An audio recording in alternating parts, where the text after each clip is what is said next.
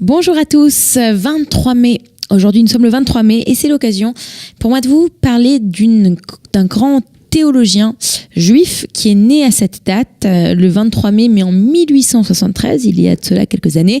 Il s'agit de Léo Beck. Alors Léo Beck ne vous dit peut-être rien, mais dans certains milieux, en particulier dans les milieux réformés, il est très connu. C'est la raison pour laquelle à Jérusalem, entre autres, de nombreuses personnes connaissent ce panneau qui indique que le centre d'études de Léo Beck est dans cette direction.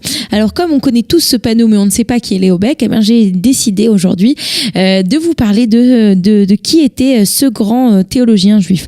Alors il est né en 1873 en Prusse, et sa famille est une famille orthodoxe.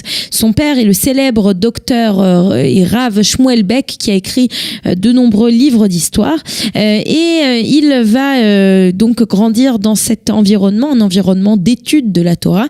Et en 1891, il va aller étudier au séminaire rabbinique théologique de Breslau. Ce séminaire qui donc enseigne le rabbinat et la théologie du judaïsme qui quelque part sera considéré plus tard comme le séminaire qui engendrera le monde conservative du judaïsme massorati. Il va donc y étudier et ensuite il va continuer dans sa recherche et va étudier cette fois-ci dans le Beth Midrash du monde réformé et à l'université de Berlin où il va étudier les langues anciennes ainsi que la théologie et l'histoire. Et c'est ainsi qu'il devient docteur. Et en 1900 et à l'âge de 24 ans, il va devenir rabbin pour la première fois et c'est ainsi qu'il va continuer en étant ensuite rabbin à Düsseldorf en 1912 et enfin à Berlin.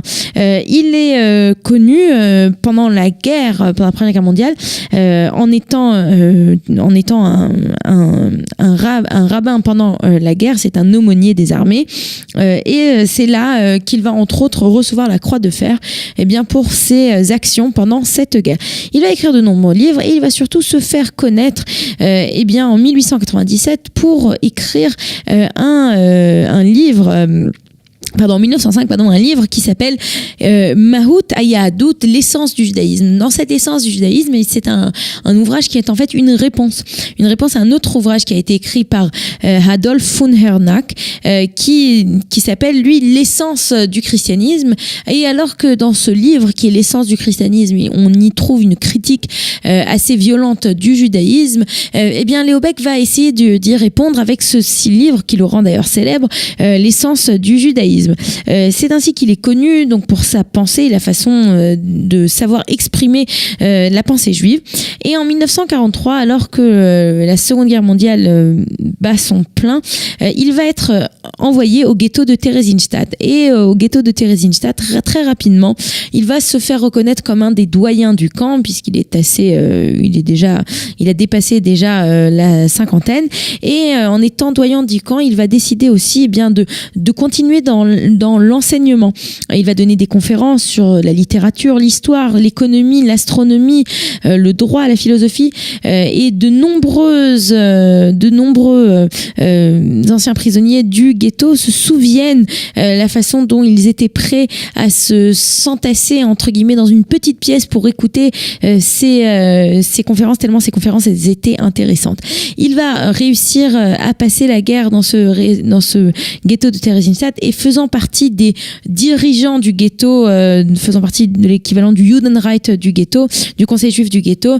Il ne sera pas tout de suite déporté et ensuite il y a une erreur puisque un autre rabbin Beck va mourir et donc il va être rayé des listes de Thérésine, ce qui va l'empêcher en fait d'être envoyé à une mort certaine à Auschwitz et ce qui va lui permettre de survivre à la guerre. Il fera partie des 9000 survivants du ghetto de Theresienstadt en 1945. Et c'est justement après cette période qu'il va encore plus réfléchir et utiliser sa formation de théologien pour cette fois-ci parler de Dieu pendant la Shoah. Et il avait l'habitude de dire que il a vu Dieu pendant la Shoah. C'est le problème n'était pas chez Dieu, mais le problème était chez les hommes. C'est chez les hommes qu'il fallait se poser des questions. Il va donc parler de cela après la guerre. Il va s'installer à Londres après la guerre en 1945, où il vivra jusqu'à la fin de sa vie en 1956. Et le 2 novembre 1956, il va décéder à l'âge de 83 ans. À Londres. Léo Beck était un grand penseur qui va véritablement beaucoup apporter au judaïsme, en particulier à une époque où il fallait prouver quelque part que le judaïsme était vrai et que le judaïsme existait. Voilà, c'est donc de Léo Beck dont je voulais vous parler ce matin sur Studio Kalita. On se retrouve demain pour un nouvel épisode d'Un jour notre histoire. Vous aimez l'histoire juive ? Retrouvez Liana Gurfinkel dans Un jour notre histoire sur Studio Kalita, c'est tous les matins, pour découvrir ensemble les événements et les personnages qui ont fait notre histoire.